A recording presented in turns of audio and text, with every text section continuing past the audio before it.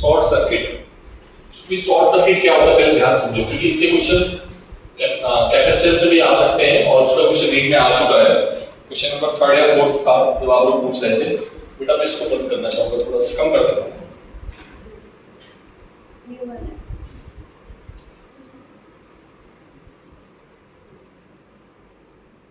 ठीक है, third question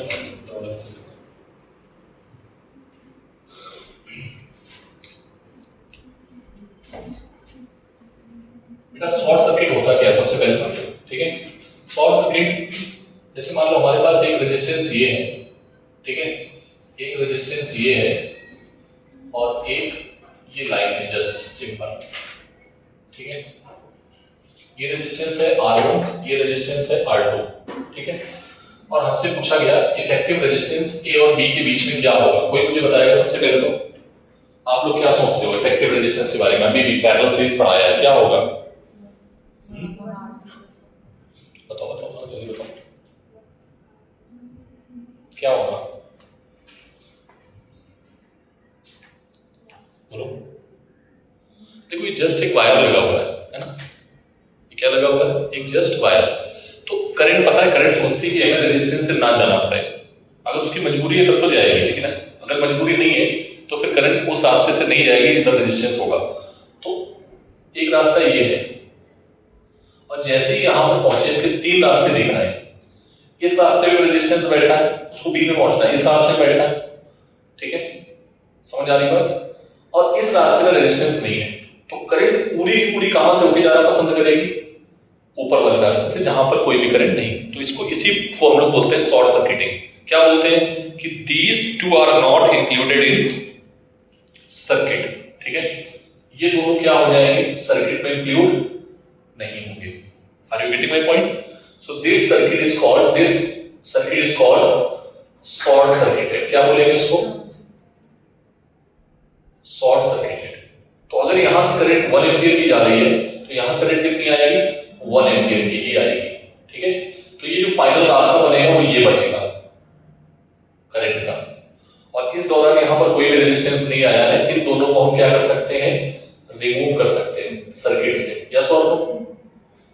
क्या कर सकते हैं? अपने आप से छोड़ देंगे, रिमूव कर देंगे। ठीक है, अरे हाँ ना बोलो, समझ में आई बात? पक्का? कोई दिक्कत नहीं? नोट कर लो बेटा, शॉर्ट सर्किट डाल के जल्दी से। सर हाँ के छोटे लेवल में बोला था क्या? मैंने कुछ बिटवीन ए एंड एफ। ठीक है, ए और एफ के बीच में आपको इक्विवेलेंट निकालना है। ठीक है, when B and E point are short circuited,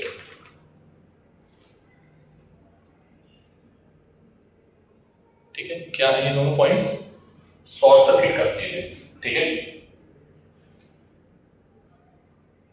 जब शॉर्ट सर्किट का नाम आता है ना तो वहां पर एक स्ट्रेट वायर डाल देते हैं। ठीक है, जिसका रेजिस्टेंस क्या होता है? 0। क्या होता है बेटा? इसका कोई रेजिस्टेंस पूछ ले तो क्या होगा? 0।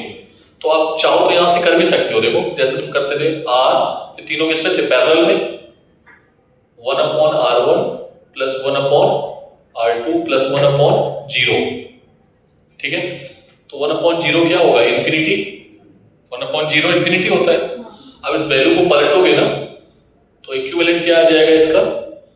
1/infinity आ जाएगा पलटने पे। तो 1/infinity क्या आ जाएगा? रेजिस्टेंस 0 आ गया। तो ऐसे भी बता सकते हो शॉर्ट सर्किट को। ठीक है, क्या ये चीज समझ में आ गई? पक्का? तो रेजिस्टेंस ये 0 कैसे आता है?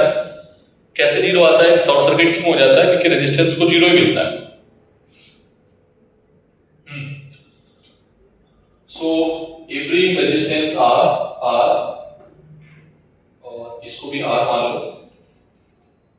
ठीक है, इसको भी R मान लो, इसको भी R मान लो। बोलो क्या आंसर होगा?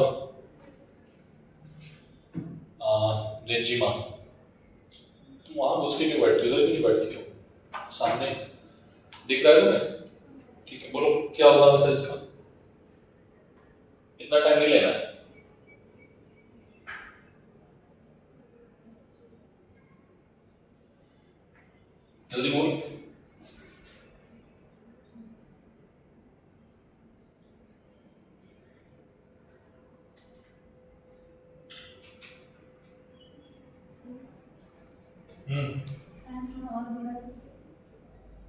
हाँ, एक मिनट,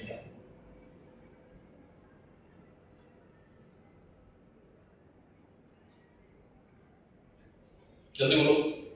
ये कैपेसिटेंस बना दिया मैंने, ये कैपेसिटेंस बना दिया बेटा, पूरा खोलो। हाँ बोलो, क्या होना चाहिए? हाँ बोलना, कॉन्फिडेंटली बोल। सर यहाँ से आपने शॉर्ट सर्किट कर दिया तो करंट इधर नहीं जाएगी। करंट कहाँ से वापस बी ई से वापस हो जाएगी। तो इक्विवेलेंट समझ में आ रहा है कितना होगा? आर आर इक्विवेलेंट क्या आएगा? 2R। ये क्वेश्चन नीट का है, आई थिंक नीट में आया था और मैंने बोला था बाद में बताएंगे, ठीक है। सो बी और सी क्या हो गया? शॉर्ट सर्किटेड हो गए। अगर बी सर्किट शॉर्ट तो सीरीज में आ जाएगा, तो उसमें सीरीज का फॉर्मूला क्या होता है? 1/C1 + 1/C2। तो आएगा 1/C + 1/C मतलब 2/C। देख लेना डेटा क्या था और कैसे अरेंज किया था, मुझे एग्जैक्टली याद नहीं, बट मैं कांसेप्ट सिखा रहा हूं आपको। So that will be answer your, ठीक है। ये आंसर C/2। मुझे क्वेश्चन याद नहीं, डेटा याद नहीं, बट मैंने क्वेश्चन बना लिया है सोर्स सर्किट के अकॉर्डिंग, ठीक है ना बेटा? क्वेश्चन अलग था वो, यस क्वेश्चन अलग था। वहां से कहां से शॉर्ट सर्किट हुआ?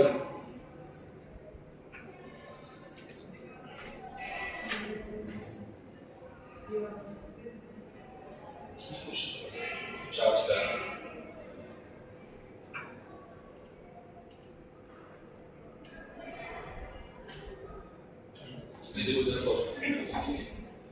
इधर चला, यहाँ ए और बी के बीच निकाल, ठीक है। वो इधर जाएगा, समझ कि यहाँ उसको आने की जरूरत ही नहीं है, समझ, क्योंकि आगे उसका रास्ता जो क्लियर है, आगे रास्ता क्लियर है तो शॉर्ट सर्किट हो जाएगा। तो इसका आंसर कितना? दूसरी बात है 6D, ठीक है। ये दोनों में से हो जाएगा क्या था?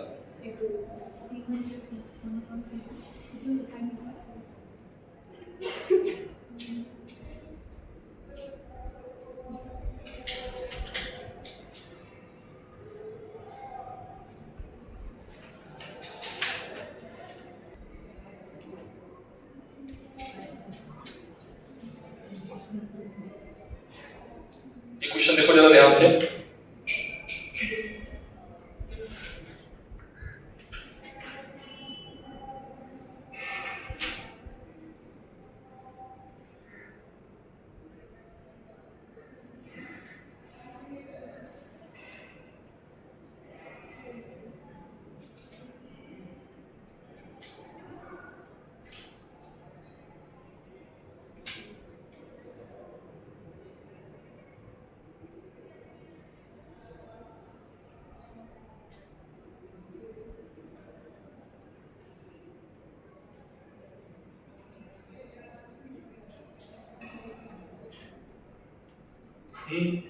इस शॉर्ट सर्किट का क्वेश्चन है, बस तुम्हें ये ढूंढना है कि शॉर्ट सर्किट किनके बीच में हुआ है, ठीक है। और फाइंड आउट करना है, फाइंड इक्विवेलेंट ए और बी, ठीक है।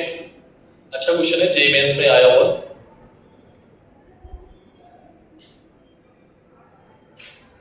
ठीक है। डेटा गिवन है, ये कुछ इस तरीके का है। ये है 2, ये 2 ओम है, ये 6 ओम है, ये 3 ओम है, ये 8 ओम है, ये 4 ओम है, और ये 6 ओम है, और ये 3 ओम है, ठीक है। चलो बताओ कौन से यहां पर शॉर्ट सर्किटेड हुए हैं पॉइंट, और कौन से रेजिस्टेंस इंक्लूड नहीं होंगे सर्किट में। थोड़ा दिमाग लगाओ, ध्यान से सोचो, आराम से सोचो, सब लोग बता सकते हो। स्क्वायर और, ठीक है। देखो करंट को यहां से चलना है, देखो ध्यान से, यहां पर पहुंचे हैं, ठीक है। करंट इधर भी जाएगी, इधर भी जाएगी, कोई ऑप्शन नहीं है, उसको यहां तक पहुंचने के लिए जाना ही पड़ेगा, ठीक है। यहां पर जब पहुंचे तो 3 रास्ते दिख गए। यहां तक पहुंचने के कितने रास्ते हैं? 3, 1 2 3। तो हमेशा कौन सा रास्ता चूज करेगी? तो ये वाला रास्ता चूज करेगी, ठीक है। समझ में आया? तो यहां पर जो रिमूव्ड वो है, मतलब काम के नहीं है,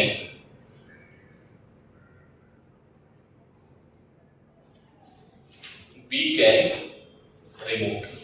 अरे हाँ ना बोलो भाई, समझ आई बात? तो अब इक्विवेलेंट सर्किट क्या बन गया आपका? इक्विवेलेंट सर्किट क्या बन गया बेटा? बहुत रेयरली बच्चे पहचान पाते हैं, याद रखना, ठीक है?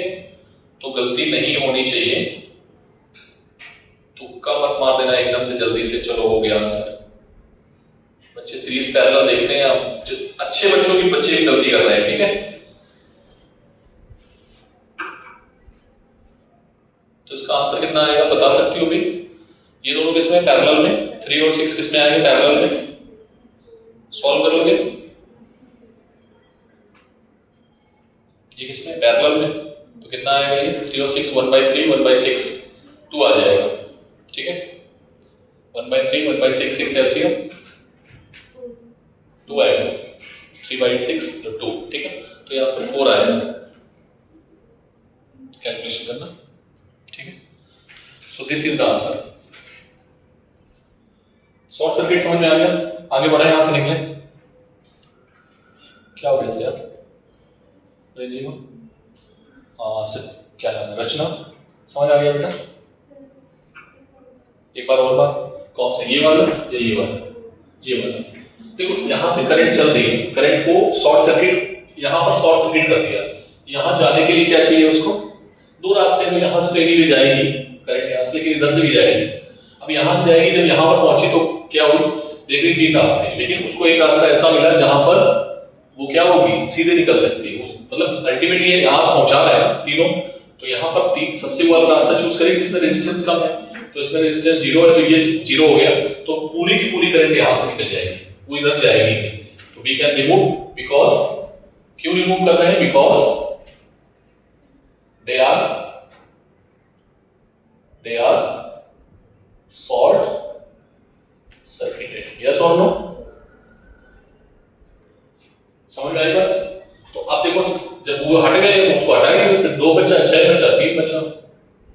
ये दोनों पैरेलल में है, इन दोनों पैरेलल में करोगे ये आएंगे 2 और 2 फिर किसमें हो जाएगा? सीरीज में, 4, ठीक है? बोलो इससे ज्यादा तक क्या बनाएगा? अब जेई मेंस का मैंने ले लिया, ठीक है?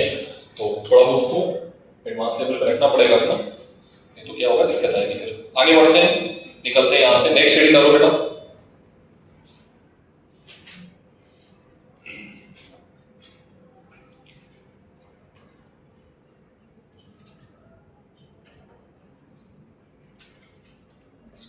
ठीक है, नेक्स्ट हेडिंग डालने से पहले मैं आपको कुछ चीजें समझाऊंगा, ठीक है? और वो आपको समझ में आना चाहिए, बाकी आप घर पे लिखना है। इसको हटा दें, लिखने के लिए मैं घर पे भेजूंगा, क्योंकि हमें नेक्स्ट टॉपिक पढ़ना है सेल। क्या पढ़ना है? ठीक। और सेल के अंदर कुछ चीजें होती हैं, उनको हमें कवर करना है, ठीक? सेल फिजिक्स वाला है, ठीक? वो बायोलॉजी वाला नहीं है, वो कौन सेल अलग होता है, ठीक है? उसमें भी यही होता है इसके लिए नहीं, कुछ अलग होना चाहिए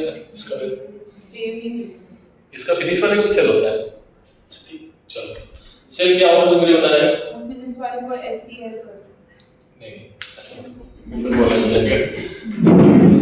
कि बायोलॉजी वाले पहले बोलना कि नाम नहीं पढ़ा है फिजिक्स वाले का। Cell, what is cell?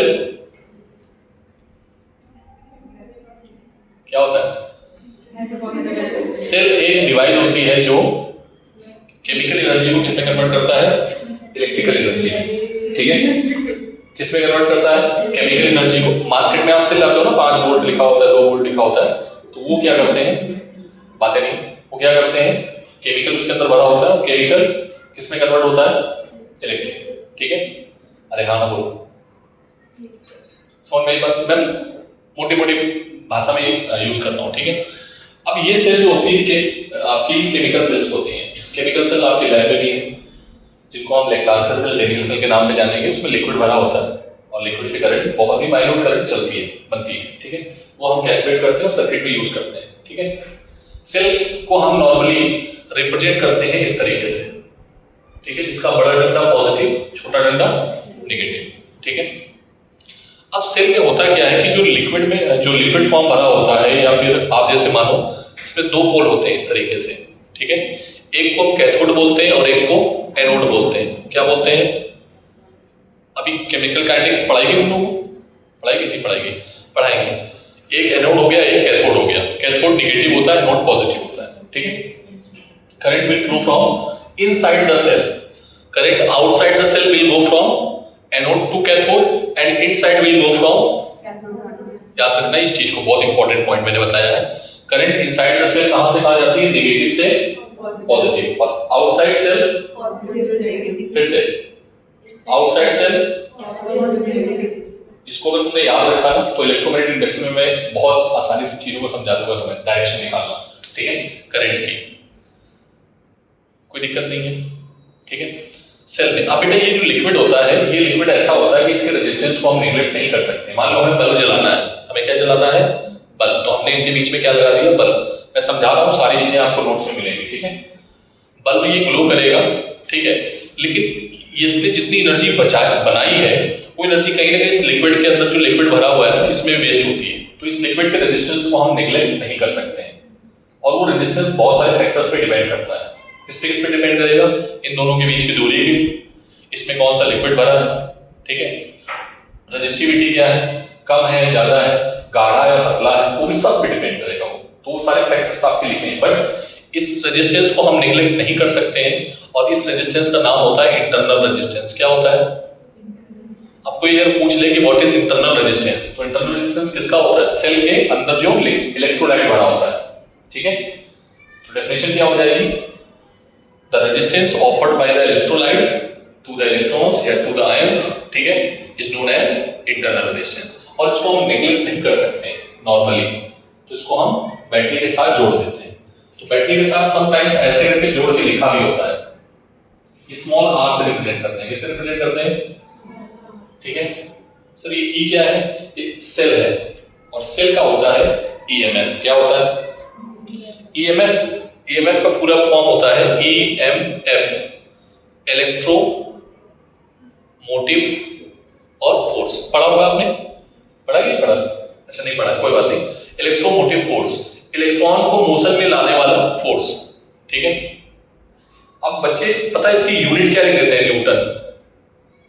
अरे फोर्स देखा न्यूटन, तुरंत मारो न्यूटन। ज्यादातर नीट में क्वेश्चन पूछा गया बहुत जगह। हाइपोथेटिकल है ना कि वो फोर्स है। हाँ, हाइपोथेटिकल नहीं है, मतलब हाइपोथेटिकल है, उसको आप लोग उसकी लैंग्वेज में मत जाओ।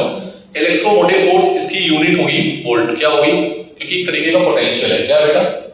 ईएमएफ क्या? एक तरीके का पोटेंशियल डिफरेंस जो प्रमोट करता है इलेक्ट्रॉन को या आयंस को एक जगह से दूसरी जगह चलने के लिए। और एक जगह से दूसरी जगह चलने के लिए अगर आयंस हैं, जा रहे हैं, तो उसको हम पोटेंशियल की कैटेगरी में नहीं डालेंगे, क्योंकि पोटेंशियल भी एक ऐसा क्वांटिटी है जो आयंस को मूव करा सकता है, ठीक है। तो इसका फॉर्मूला भी क्या होगा? पोटेंशियल के फॉर्मूले के बराबर होगा। यस और नो? क्या मेरी कहानी समझ आ रही है? अभी मैंने कुछ नहीं लिखा है, मैंने क्या बताया? सेल के अंदर कौन है? इलेक्ट्रोलाइट। उसका क्या है? रेजिस्टेंस, डिपेंडेंट फैक्टर, किस पे डिपेंड करता है, ठीक है।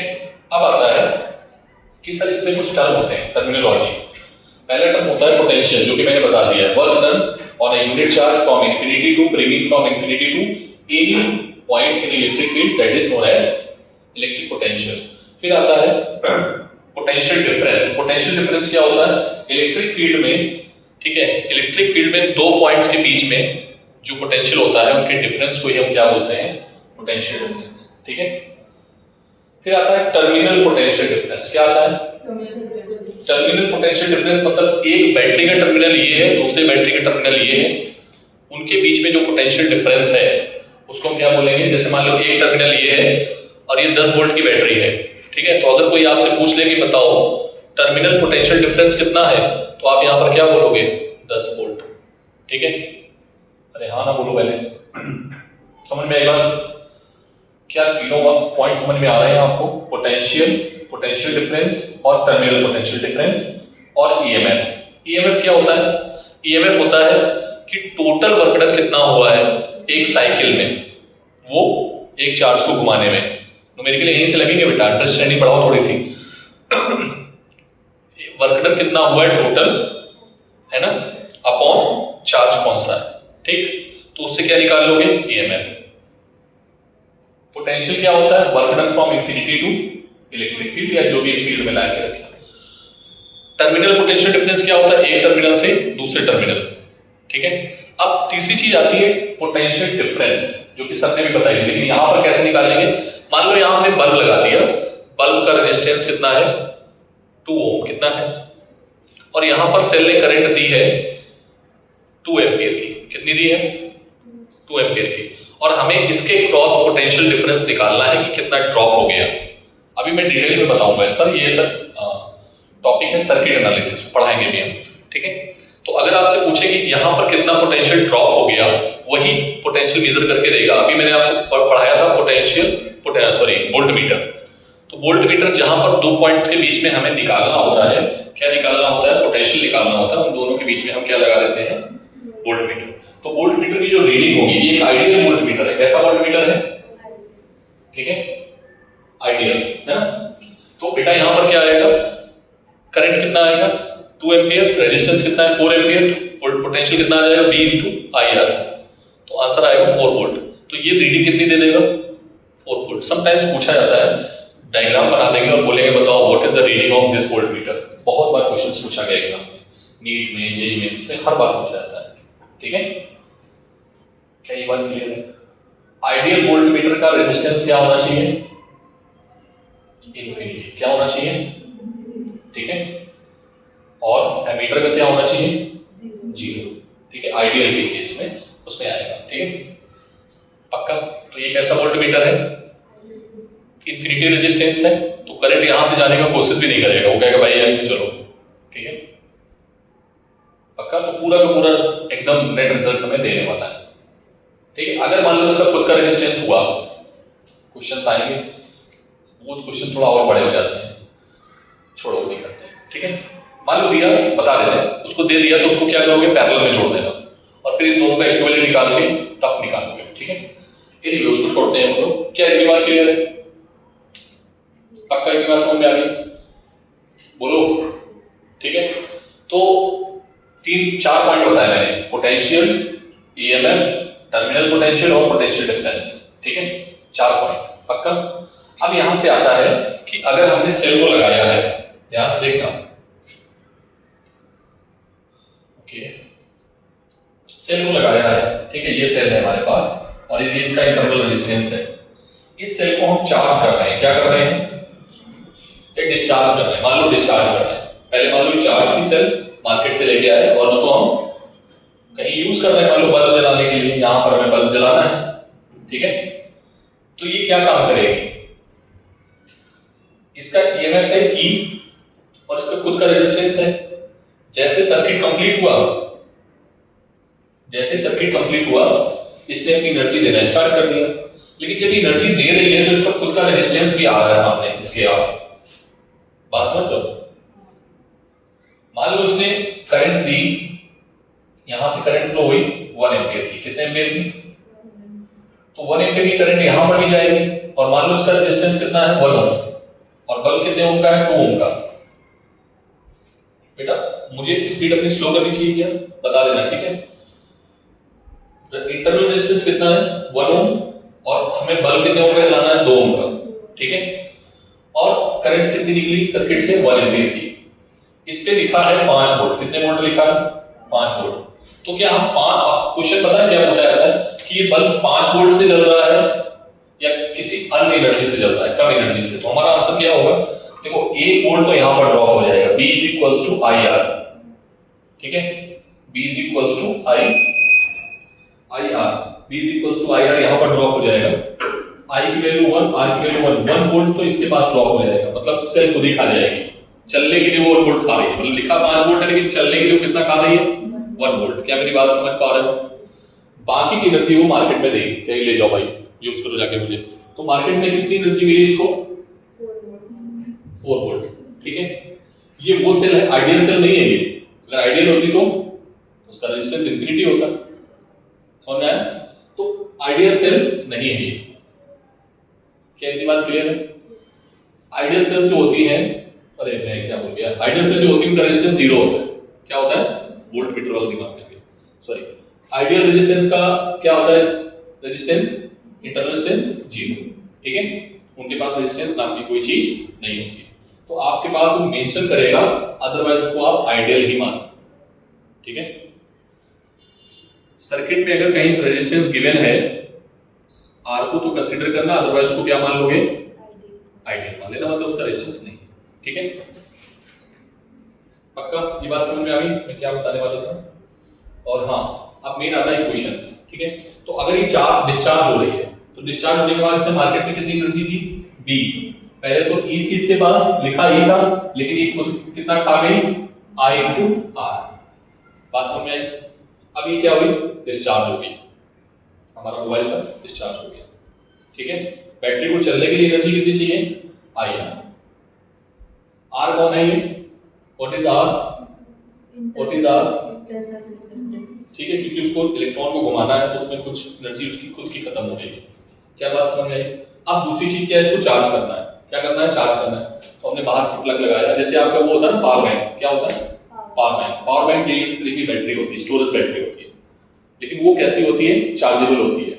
मतलब उसको हम चार्ज कर सकते हैं, डिस्चार्ज कर सकते हैं, चार्ज कर सकते हैं, लेकिन वो खुद चलने के लिए एनर्जी चाहिए होती है, उसको खुद पेट में कुछ खाना होता है ना।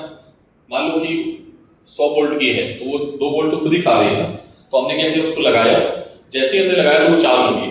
अब जब चार्ज होती है तो उसका ईएमएफ कितना है बेटा, ई। लिखा कितना है उसके ऊपर, ई, लेकिन छुपा कौन बैठा है, आई आर। समझ में आया। तो वो आराम से कहेगा हाँ तुम चार्ज करो, हमें खाने दो। ठीक है, तो वो अपने पेट के अंदर एनर्जी भर रहा है, लेकिन ला जहां से ला रहा है जिसके थ्रू, वो कौन है, आई आर। तो चार्जिंग का केस क्या होगा, चार्जिंग का केस प्लस, डिस्चार्जिंग का केस माइनस। याद रखोगे। अरे हाँ ना बोलो भाई, पक्का, कंफ्यूज तो नहीं होगे। ठीक है सर, यहां से क्वेश्चंस बनते हैं, लेस प्रोबेबिलिटी के क्वेश्चंस हैं और नीट। ठीक है, लेस प्रोबेबिलिटी, बट शायद एचएससी में है ये टॉपिक, सिलेबस नहीं है, सेल वाला सा टॉपिक है, देखना पड़ेगा, है टॉपिक। ठीक है, क्या इतनी बात क्लियर है। अभी मैंने सर्किट में कहीं पर भी सेल नहीं डाली है, जितने भी सर्किट बनाए हैं इक्विवेलेंट, मैंने शॉर्ट सर्किट किया है, कॉम्बिनेशन बनाया है, सीरीज बनाया है, पैरेलल बनाया है। मैं सर्किट में क्या क्या घुसा सकता हूँ, सेल भी घुसा सकता हूँ। ठीक है, उसके अलग लॉज हैं, कोई क्वेश्चन कॉम्प्लिकेटेड होता जाएगा और करते हैं ना, आते हैं। फिर उसके साथ मैं कैपेसिटर भी घुसा सकता हूँ, तो उसके अलग अलग नियम है। अभी किरचॉफ लॉ पे आ रहा है, वही सीखेंगे। क्या इतनी बात क्लियर है, बोलो, कुछ छूट तो नहीं रहा है अभी। ओके, तो फाइनली ये सब लिखना है। अगर कुछ रह जाता है, मान लो अभी एक्सप्लेन नहीं किया मैंने, कुछ रह जाता है, मैंने कर दिया वैसे सारी चीजें, कुछ रह जाता है तो मैं कल एक्सप्लेन कर दूंगा, आप नोट्स बना के प्रॉपर आना। ठीक है, हाँ ना बोलो एक बार, समझ आई बात, पक्का अच्छे से। टर्मिनल रेजिस्टेंस एक बार फिर से बता देते हैं। देखो बेटा, जैसे ये बैटरी है, सेल, ठीक है, ये सेल है, ठीक है, इस पे लिखा है 10 वोल्ट। ठीक है, टर्मिनल से टर्मिनल के बीच का पोटेंशियल डिफरेंस कितना है वो हमें देखना है। यहाँ पर तुम कुछ भी जला रहे हो, कोई मतलब नहीं है। एक टर्मिनल ये देखो, एक टर्मिनल ये देखो, यहाँ से यहाँ तक का पोटेंशियल डिफरेंस हमेशा 10 ही रहेगा, भले तुम कुछ भी डाल दो। ठीक है, यहाँ से यहाँ तक का कितना आएगा, 10 ही आएगा। ठीक है, तो वो कभी भी चेंज नहीं होगा। ठीक है, जितना उसके ऊपर मेंशन है, या अगर बोल दें कि ये 20 वोल्ट डिलीवर कर रहा है तो 20 वोल्ट ही रहेगा। हाँ, इस केस में अलग हो जाएगा, इस चीज को समझो। अगर कोई आपसे पूछ ले कि इस केस में ईएमएफ बड़ा होता है या टर्मिनल पोटेंशियल बड़ा होता है, तो क्या बताओगे। अगर कोई पूछ ले लॉजिकली कि टर्मिनल पोटेंशियल डिफरेंस बड़ा है, टर्मिनल पोटेंशियल डिफरेंस को हम टीपीडी बोलते हैं। क्या बोलते हैं, तो याद रखना, टीपीडी जो होता है, टर्मिनल पोटेंशियल डिफरेंस, वो ईएमएफ से क्या होता है, ईएमएफ से क्या होगा, छोटा होता है। कब, जब डिस्चार्जिंग हो रही होती है। क्या, कब, छोटा कब होगा, जब डिस्चार्जिंग हो रही होगी। समझ में आई बात। देखो ना, ये घटने के बाद बराबर हुआ है बी के। अरे हाँ ना बोलो। और चार्जिंग के केस में क्या होगा, समझ में आया। अगर आप चार्ज कर रहे हो इससे, ठीक है, तो इससे डिफरेंस क्या होना चाहिए, बड़ा होना चाहिए, तभी करंट फ्लो होगी, तो नहीं जाएगी सर्किट में। अरे हाँ ना बोलो। और अब मान लो इसमें हटा दिया तुमने, पावर बैंक अपनी मोबाइल में लगाई, तो पावर बैंक का ईएमएफ क्या होना चाहिए, बड़ा होना चाहिए, तभी वो डिस्चार्जिंग देगा, नहीं तो देगा ही नहीं। क्या ये बात क्लियर है, बात पकड़ पा रहे हो। तो अगर कोई पूछ ले कि आपकी पावर बैंक बताओ चार्ज हो रही है, बताओ उस केस में टीपीडी क्या होगा? बड़ा होगा या छोटा होगा? बड़ा होगा। क्या होगा? बड़ा। और अगर डिस्चार्ज हो रही है तो टीपीडी क्या होगा? ठीक है, समझ में आ गई बात? सारी चीजें आपको प्रॉपर तरीके से आनी चाहिए। और कोई डाउट किसी को? रंजन पार्ट 2 कोई दिक्कत नहीं है ना? समीक्षा क्या हुआ बेटा? ठीक है, समझ में आ गई बात? आगे बढ़े। सर ये हमें लिख के लाना है? नहीं, हम दे देंगे, नोट्स देंगे प्रॉपर। ठीक है, दे दूंगा आज ही, सेंड कर देंगे, सेंड कर देंगे। मैंने कल ये 2 टॉपिक, अच्छा एक टॉपिक और मैंने बनाया जो है सीरियल, उसमें नहीं है नीट में, बट आपके एचएससी में है, पोटेंशियोमीटर, उसका प्रैक्टिकल भी है। ठीक है, 3 प्रैक्टिकल है उसके। ठीक है, आप लोग जर्नल खरीदना नहीं खरीदना? खरीद लो। ठीक है, जिसने भी नहीं खरीदा खरीद लो जल्दी से। कल इलेक्ट्रिसिटी के पास सभी के पास जर्नल होना चाहिए। I will do practical also. ठीक है, ये बात क्लियर है? आगे बढ़े। तो सर ने क्या क्या सिखाया अभी आपको? सेल के बारे में जितने कंपोनेंट थे वो सिखा दिए। नेक्स्ट,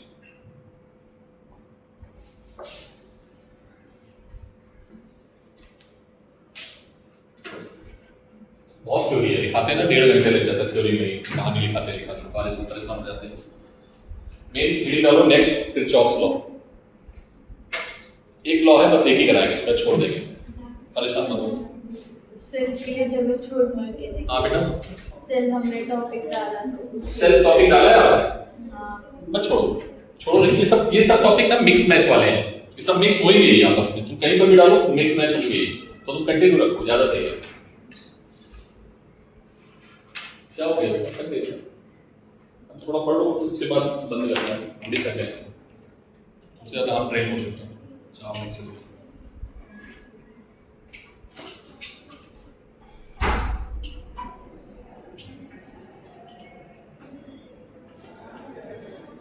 ठीक है। चलो देखो नेक्स्ट रीड करो, किरचॉफ्स लॉ। किरचॉफ ने कॉम्प्लिकेटेड सर्किट को सॉल्व करने के लिए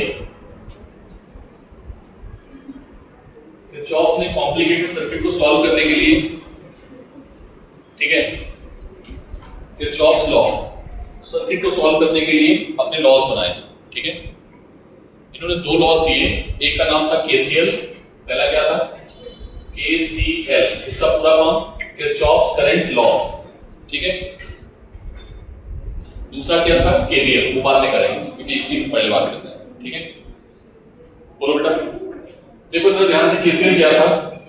सभी लोग इधर देखो, मोस्ट इंपॉर्टेंट। इन्होंने बोला कि अगर हमारे पास एक जंक्शन है, जंक्शन समझते हो तुम लोग? क्यों बच्चों? पटना आपने अपने स्टेशन है कोई यहाँ जंक्शन वाला? पुणे जंक्शन है क्या? पुणे का पूरा नाम क्या है? पुणे जंक्शन। किसी स्टेशन के पास लिखा होता है जंक्शन नहीं? कहाँ लिखा है? पुणे जंक्शन। ठीक है, पुणे जंक्शन है, ठीक है। मान लो ये क्या है? जंक्शन। जंक्शन को कैसे पहचानेंगे? पहले तो ये पता होना चाहिए, जंक्शन की डेफिनेशन हमें पता होनी चाहिए। जंक्शन वो पॉइंट होता है, a point where current can select 2 or more path। ठीक है, सिंपल बात समझ। करंट को चूज करने के लिए कितने रास्ते मिल जाए? 2 या 2 से ज्यादा। समझ में आ रही बात? बोलो क्या हो गया बेटा? सृष्टि तभी ठीक है ना? सुन, खुश हो गई देख। तबीयत इसकी सही थी, मतलब फिर भी सोना चाह रही है, सोना बहुत मेहनत कर रही है शादी आजकल। ठीक है, तो जंक्शन क्या होता है बेटा? जैसे मान लो ये मैंने 3 हटा दिए, देखना ध्यान से, इन तीनों को हटा दिया, तो क्या ये जंक्शन है? आंसर है नहीं, क्योंकि करंट यहां से आई, उसको रास्ता यही बात मिलता है, वो जंक्शन नहीं होगा। मतलब 2 या 2 से रास्ते ज्यादा होने चाहिए, तभी उसका पॉइंट को क्या बोलेंगे, समझ में आ गई बात। अब इसको जंक्शन लॉ भी बोलते हैं, क्या बोलते हैं। अभी क्या सिखाता है, ध्यान समझना, बहुत छोटू सा लॉ है, ठीक है। ये सिखाता है हमें कि भाई इसमें जितनी भी करंट आ रही है ना जंक्शन पे या जा रही है, उनको तुम नोट कर लो बस, ठीक है। ये बताता है, दिस लॉ टेल्स अस, क्या बताता है, स्टेटमेंट में यहाँ लिखाऊंगा अभी जल्दी से, 1 मिनट लगेगा, ठीक है। ये लॉ बताता है कि सम ऑफ टोटल करंट क्या होगा at junction, total sum of current क्या होगा, बस। तो सम ऑफ करंट क्या हो जाएगा, I1 plus I2 plus I3 plus I4 plus I5 is equals to 0। आने वाली करंट को क्या मान लेना, क्या मान लोगे, current approaching towards the junction,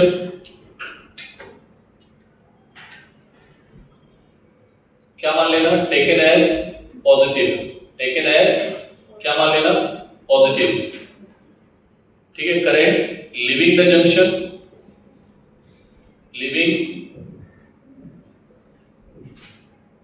taken as क्या मान लोगे, नेगेटिव। ये नोट पॉइंट याद रखना। तो कौन कौन सी करंट आ रही है बेटा, I1 कैसा होगा, पॉजिटिव, I2 कैसा होगा, पॉजिटिव, I3 कैसा होगा, पॉजिटिव, I3, I4 जा रही है, I5। ये तभी बेटा कोई चीज जुड़ रही है, जुड़ने के बाद अगर 0 आ रही है तो इसका मतलब ये है कि उसमें कुछ ना कुछ तो गड़बड़ हुआ है। क्या हुआ है, कुछ ना कुछ नेगेटिव रहा होगा तभी 0 हो सकता है। तो ये काम आ गया, I1 plus I2 plus I3 is equals to I4 plus I5। अरे हाँ ना बोलो भाई, समझ आई बात। तो दूसरा स्टेटमेंट यहाँ पर क्या लिख सकते हो, और करके, स्टेटमेंट और करके, कि जंक्शन पे आने वाली करंट का सम इज इक्वल्स टू जंक्शन पे जाने वाली करंट का सम आपस में क्या होता है, बराबर। ये खुद से लिखोगे स्टेटमेंट, ये स्टेटमेंट खुद से लिख पाओगे अंग्रेजी में, लिख पाओगे। सर अंग्रेजी नहीं आती, आती है, इतनी तो आती है, ठीक है। Sum of total current at the junction is equals to 0, ठीक है। छाप लो। अच्छा हाँ, ये इंपॉर्टेंट बात और, ठीक है, नोट पॉइंट। अगर मैंने बोला करंट 0 है, व्हाट डज इट मीन, कि टोटल चार्ज भी क्या होगा, 0 होगा। मतलब आने वाला चार्ज इज इक्वल्स टू जाने वाला चार्ज। मतलब क्या होगा कि this law holds law of conservation of charge. किसको होल्ड करता है, तो अगर कोई बोले कि फर्स्ट लॉ किसको होल्ड करता है, तो आप क्या बोलोगे, law of conservation of charge, ठीक है। सेकेंड लॉ एनर्जी को, ठीक है, ये बताएंगे जल्दी से, fast. According to this law, current at the junction, according to this law, the sum of currents at the junction, the sum of current at the junction क्या होता है, 0। और करके दूसरा लिखो, इसके अकॉर्डिंग क्या बताया था, आने वाली करंट इज इक्वल्स टू जाने वाली करंट, अगेन। और according to this law, current approaching to the junction is equals to leaving the junction.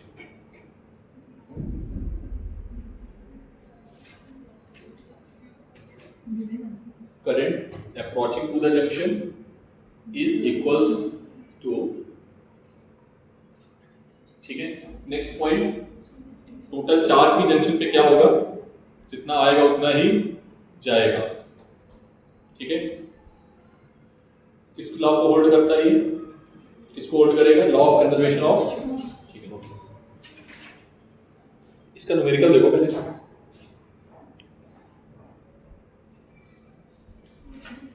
अभी तो टाइम है ना, अभी क्यों सो रहा है अभी तो, रोने का आ रहा है। हाँ उसे रोने का आ रहा है, क्यों, और बढ़ा दे, छोटे छोटे टॉपिक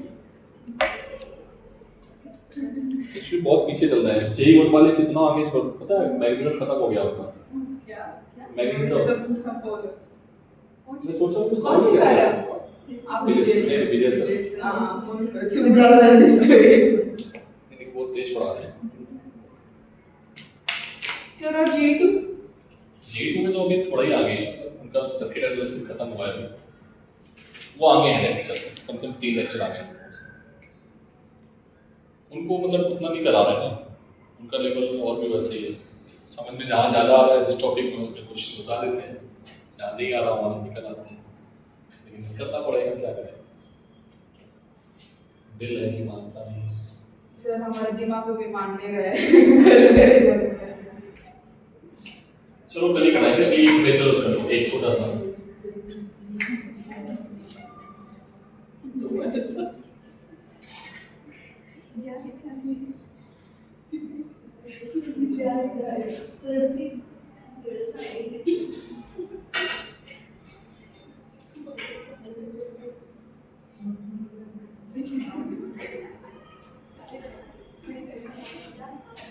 सही क्वेश्चन है, ठीक है। इस क्वेश्चन में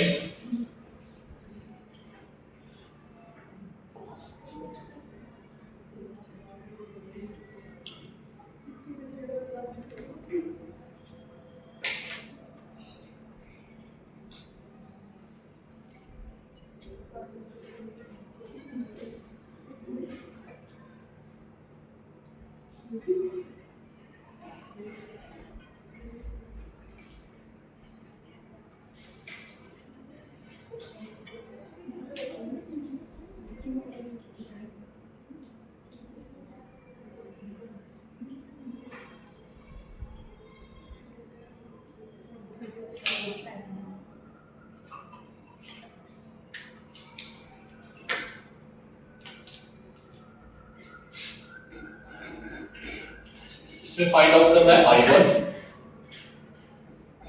I2, I3 एंड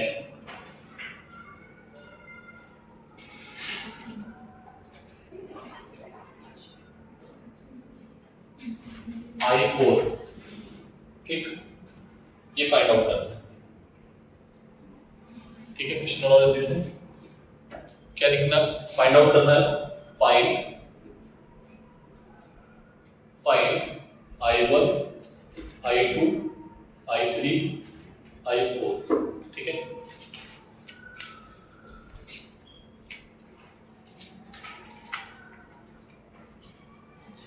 मानस्वी बेटा, इसमें कितने जंक्शन है पहले बताओ, काउंट करके कितने हैं?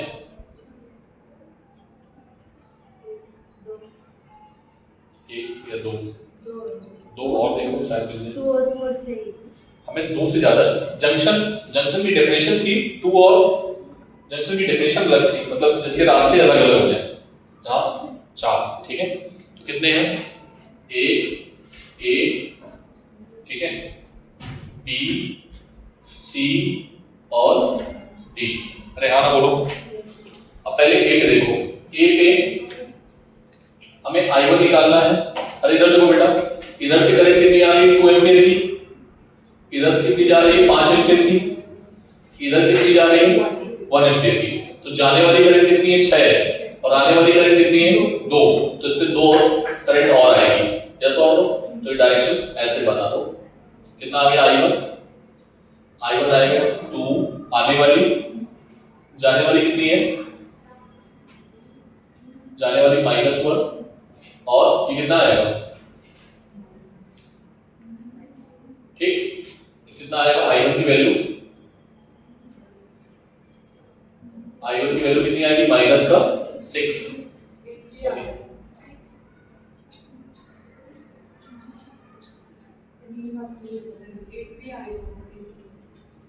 जाने वाली कितनी है? 6, आने वाली 2, तो 4 आएगा। हाँ बोलो। 6 माइनस का 6, ये I1 कितना आ जाएगा? इधर लिख देता हूँ। I1 कितना आएगा? 2 प्लस का, जाने वाला माइनस का, फिर माइनस का, तो ये आएगा I1 is equals to minus का व्हाट? माइनस का 4 एम्पियर। अरे हाँ ना बोलो भाई, समझ आया कि नहीं आया? वो 8 एम्पियर नहीं होगा क्या? कहाँ पे 8 एम्पियर जो कहाँ लिखा है एम्पियर? डी जंक्शन है ना उधर 8 एम्पियर है ना, तो उसके लिए भी 2 बात है ना। पहले तुम इसको देखो, पहले इसको, इस जंक्शन को, केवल जंक्शन को देखो, ठीक है? पाथ को मत देखो, जंक्शन को देखो। 8 भी आ रहा है 8 कहाँ, ये जंक्शन नहीं आ गया बीच में? सर बट करंट दो डायरेक्शन में हाँ, ऐसे नहीं होगा। जंक्शन लॉ ऐसे नहीं होता है बेटा कि वो सीधे निकल जाएगा, फिर जंक्शन का मतलब नहीं रहा ना कुछ। समझ आई बात? तभी सिखा रहा हूँ। देखो इस I2 को बोल कितना आएगा, इधर से 5 आ रही है, इधर से I1 कितनी आई है? -4, मतलब माइनस दिखा रहा है। तुमने जो डायरेक्शन ली थी वो गलत। अब तुम्हें डायरेक्शन कौन सी लेनी है? ये डायरेक्शन किधर लेनी है? इधर की ओर, ठीक है? तो ये कितना आ जाएगा बेटा? 4 एम्पियर। समझ में आई बात? आने वाली करंट और जाने वाली करंट जंक्शन पे बराबर होनी चाहिए, बस इतना ध्यान रखो। तो 4 2 6 5 1 6 बराबर है। अरे आने वाली करंट कितनी है जंक्शन की तरफ, बोलो? अगर मान लो इधर की ओर तुम एरो बना रहे हो तो क्या लिखोगे? -4 लिखोगे। समझ में आई बात? नहीं तुम लोग ना, हाँ इधर बोलो 5 एम्पियर आ रही है, 2 एम्पियर आ रही है, तो जाने वाली कितनी होगी? 5 + 2 कितने आएंगे? समझ आए ये बात? बोलो। ठीक, 2 एम्पियर इधर चली गई। अच्छा I3 पहले निकालना है। I3 कितना आएगा? इधर आई 8 एम्पियर, 4 ऊपर चलेगी, इधर कितनी जाएगी? 8 - 4। I3 = 8 - 4 कितना आएगा? 4 एम्पियर। बोलो बेटा। ठीक, अब क्या बचा? I4 इधर को आ रही है कितनी? I3 कितनी आ रही है? 4 एम्पियर। कितनी आ रही है ये? 4 एम्पियर। ये I3 आ रही है बेटा, 4 एम्पियर आ रही है। इधर को कितनी जा रही है? 9 एम्पियर। तो ऑब्वियसली कितनी आ रही होगी? इधर से 4 आ रही है, ठीक है? 9 जा रही है, ठीक है? तो कितना आ जाएगा? -5। कितना आ जाएगा? I4 क्या आ गया? -5। मतलब ये डायरेक्शन किधर होगी? इधर की ओर। ऊपर 2 जा रही है। अच्छा 2 और जा रही है, ओके ओके। हाँ तो 2 और चली गई तो ज्यादा हो गई है। तो कितना आ गया ये? -3 तो I4 की वैल्यू कितनी आएगी? आने वाली करंट इक्वल्स टू जाने वाली करंट। जाने वाली कितनी है? 9 2 11। आने वाली कितनी है? 4। तो कितना बचा? 7। माइनस का 7। माइनस साइन क्या बता रहा है? डायरेक्शन जो लेनी है वो तुम्हें उल्टी लेनी है, बस। ठीक है, डायरेक्शन तुमने ऑलरेडी सही बनाई हुई है। समझ में आ गई बात?